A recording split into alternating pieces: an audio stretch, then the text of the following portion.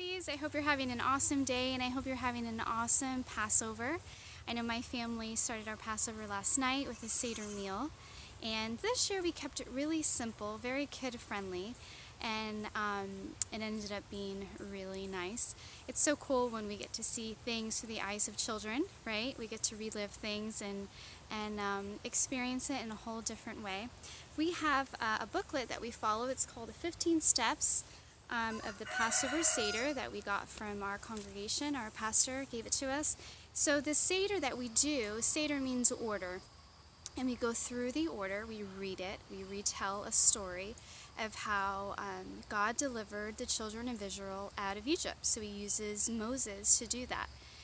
So he raises up this deliverer, and we go through the plagues, we go through just the different things that they faced and experienced, and the hardships, and we talk about tears, we talk about joy, and it's really such a special time. We're a homeschool family, so it's so awesome when we can do things that are hands-on, because my children learn really well with hands-on things. So when we do the Feast of the Lord, we do Passover, we do the Feast of Tabernacles, we build a sukkah. We're doing a lot. We're touching, we're tasting, we're smelling. So what I love about Passover is the Passover involves a lot of that, a lot of tasting. We eat matzah every day. We're commanded to eat matzah every day, and we're remembering how God is without sin. Jesus is without sin. He became sin to be that sacrifice and cover our sin, so we can now be the righteousness of God. So when they're eating matzah, we're just, hey, we're eating matzah, this doesn't have leaven. We're not just saying it, we're tasting it. We can tell that it doesn't have leaven, tastes like a cracker. Matzah can be very delicious, but it's obviously not that challah bread that I make every week. My children are seeing that distinction, and they're just making that memory, and they're realizing that God's ways are exciting and real. So when we read this book, we go through it.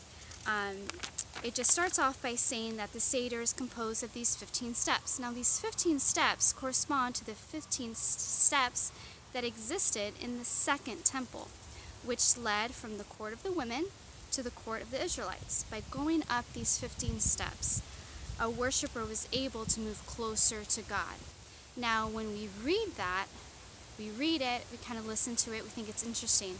But as we're going through the Seder, we're realizing it's getting closer and closer, the connection of what we're learning, and our hearts are starting to feel what God has done for us. And it's so true. When you're going through that Seder, the way you started is not the way you finish.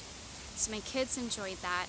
I have 4 children between the ages of 10 and 2, and I have 2 strong readers now. So they got to read a lot. So they'll pick a step and they'll say, hey, you read this page. So it involves the children. Passover involves children. It's so including. Everyone's invited. Everyone gets to be a part. And when we're a part of it all, we really get to experience it together as a family. So as we get closer, we move up. Another word for going up means aliyah. So I just pray in this Passover that you make that aliyah, that you get closer to God, and that you experience Him in a whole different new way. We have all this time that we've been spending weeks at home, weeks away from our normal daily routine, but we're getting an opportunity to make this time to go through these stories, to remember, and the result should be a closeness to God. So happy Passover to you, from my family to yours, and I hope it's a very, very special time, and you get to share it with others. Shalom until next time.